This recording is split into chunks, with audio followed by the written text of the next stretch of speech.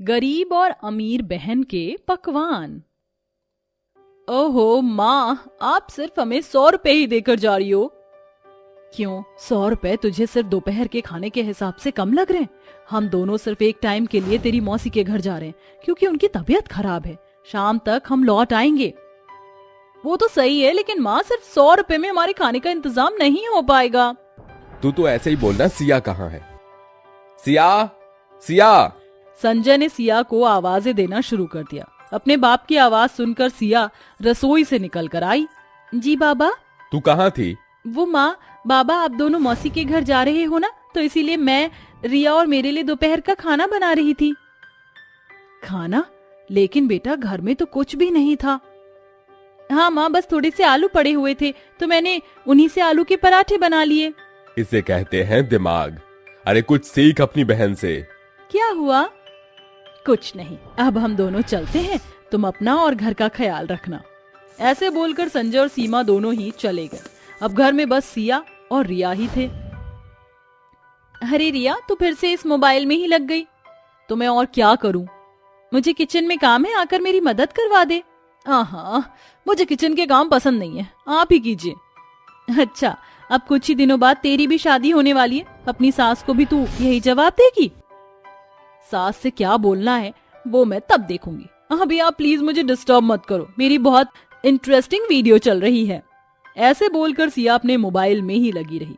सिया और रिया वैसे तो दोनों बहनें थीं, लेकिन दोनों ही बहनों के व्यवहार में जमीन और आसमान का अंतर था।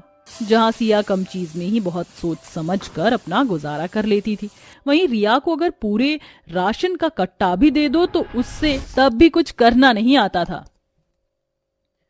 ऐसे ही देखते देखते दिन बीत गए और अब दोनों ही बहनों की शादी हो चुकी थी। नसीब से रिया को एक अमीर घराने का ससुराल मिला था, जहां पर किसी भी चीज की कोई कमी नहीं थी। और सिया की शादी बस एक गरीब परिवार में ही हो गई थी, लेकिन सिया को इस सब की परवाह ही नहीं थी। वो अपने गरीब ससुराल में भी बहुत खुश थी और आज दोनों ही बहनों की ससुराल में पहली रसोई थी। बहू देख, मैं कोई अमीर सास तो हूँ नहीं जो तेरी पहली रसोई के लिए भर भर कर राशन मंगवा पाती।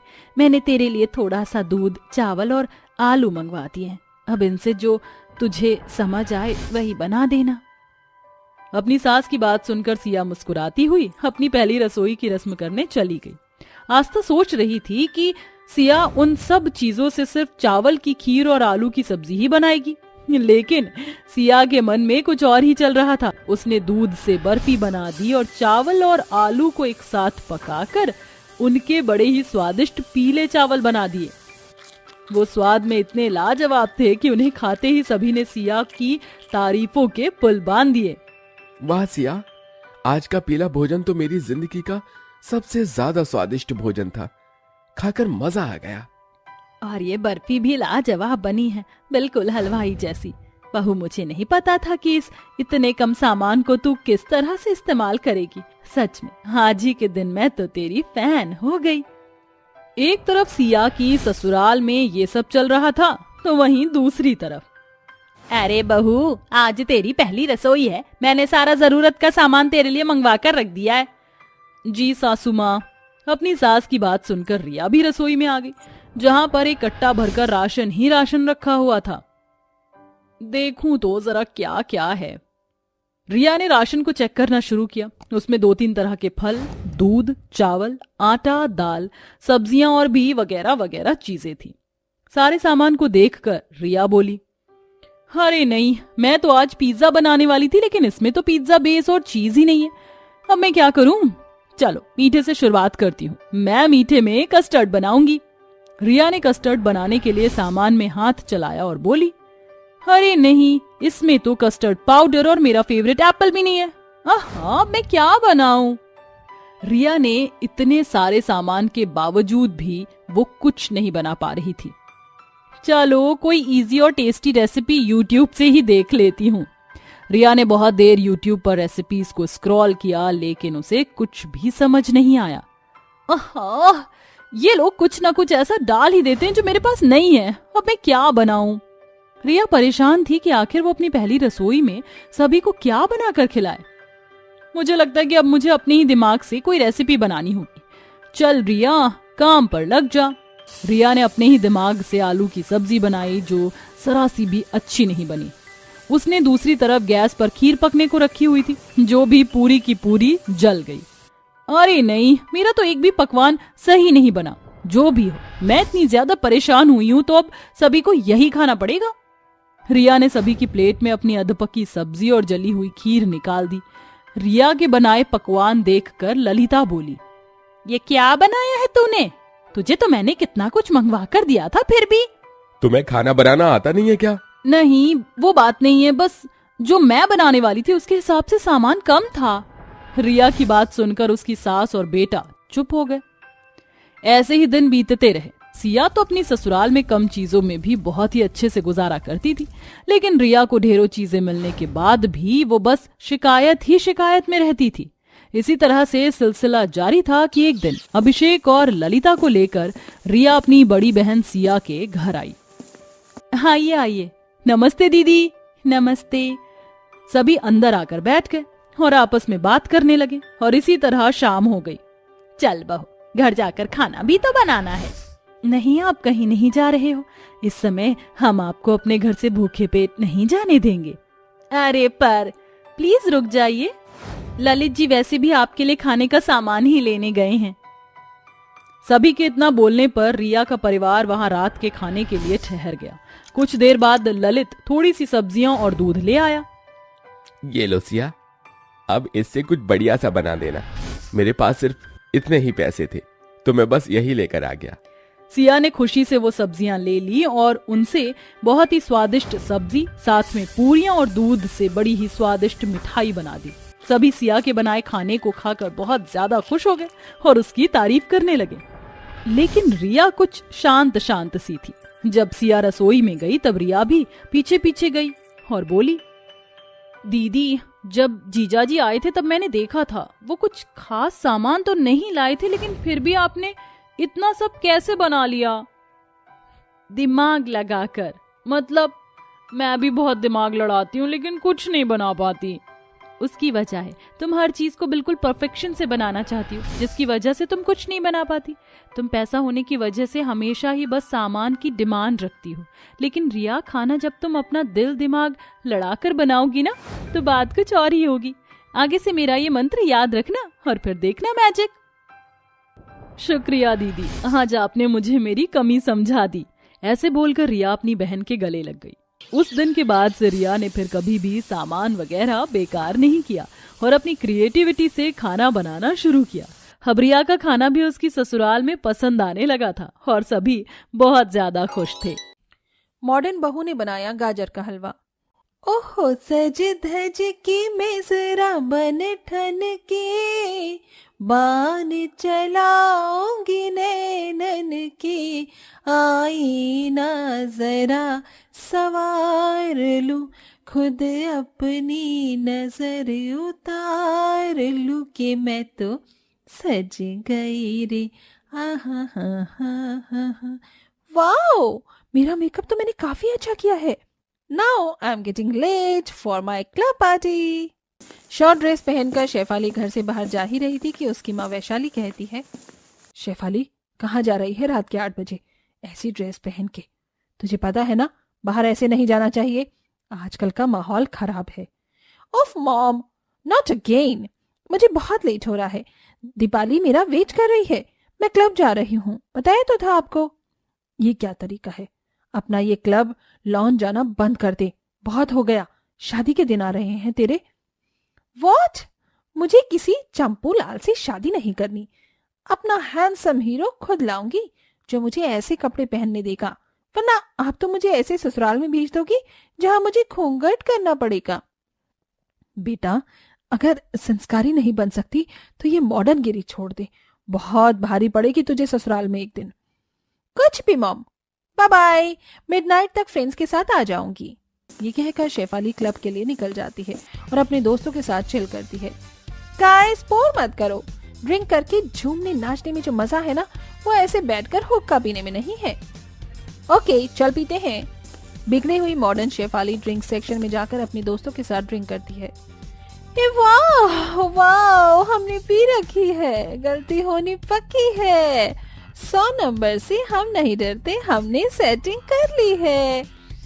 ओ ओ ओ वो हुक्का बार, तेरा प्यार प्यार प्यार, हुक्का बार।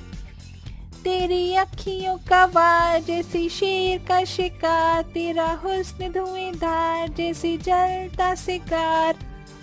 नाचते नाचते शेफाली की हील टूट जाती है। वो गिरती है कि अरुण नाम का लड़का उसे संभाल लेता है। एक्सक्यूज मी, आप ठीक तो हैं? ये तेरा प्यार प्यार प्यार। जानू, आप कौन हो? अरे जानू बोलो तो। जानू हुए ना मेरे? लगता है मैडम आपको ज्यादा ही चढ़ गई है। एक्सक्यूज मी, संभाली जा रही है और मैं भी इसे संभाल नहीं सकती। आप क्या टैक्सी करवा देंगे? हाँ बिल्कुल। अरुण उसे गोद में लेकर टैक्सी में छोड़ देता है। दोनों के फोन गिरकर एक्सचेंज हो जाते हैं। अरुण को भी अपने फोन का होश नहीं था। अगली सुबह जब शेफाली अपने फोन का लॉक ओपन करती है तो उसमें अरुण की फोटो आती है। अरे ये लड़का कौन है और मेरे फोन में इसकी फोटो कैसे लगी? अरे ये तो मेरा फोन ही नहीं है। लगता है हैंगओवर के चक्कर में मेरा फोन एक्सचेंज हो गया। मुझे जाना होगा। वैसे लड़का स्मार्ट तो है। वहीं सुबह अरुण उठकर अपना फोन देखता है तो उसे भी शेफाली की फोटो दिखाई देती है और वो समझ जाता है कि फोन एक्सचेंज हो गया। तभी उस पर दीपाली का कॉल आता है। एक्सक्यूज मी, ये शेफाली का फोन है। मेरा फोन उनसे एक्सचेंज हो गया है। आप ये मैसेज उनके घर पर जाकर दे दीजिए किसी तरह और उन्हें मैकडी पर बुला दीजिए। मुझे अपना फोन वापस चाहिए। अरे नहीं, आप वो तो नहीं हो जो रात को हमारी हेल्प कर रहे थे? मेरी फ्रेंड को टैक्सी में बिठाया था। हाँ हाँ वही हूँ। प्लीज आप उन्हें लेकर आ जाइए। डोंट वरी, मैं अभी उसके घर चली जाती हूँ। कुछ देर बाद तीनों दोबारा से मिलते हैं। सॉरी, रात को मेरी वजह से फोन एक्सचेंज हो गए। इट्स ओके, ये तो बहुत छोटी सी बात है, किसी से भी हो सकता है। By the way, you are too hot. Sorry, मैं खुद को कहने से रोक नहीं पाया। इट्स ओके, मैं हूं ही इतनी सुंदर। वैसे मिलते रहा करिए। हैंडसम तो आप भी बहुत हैं। हम फ्रेंड्स बन जाएं? बिल्कुल।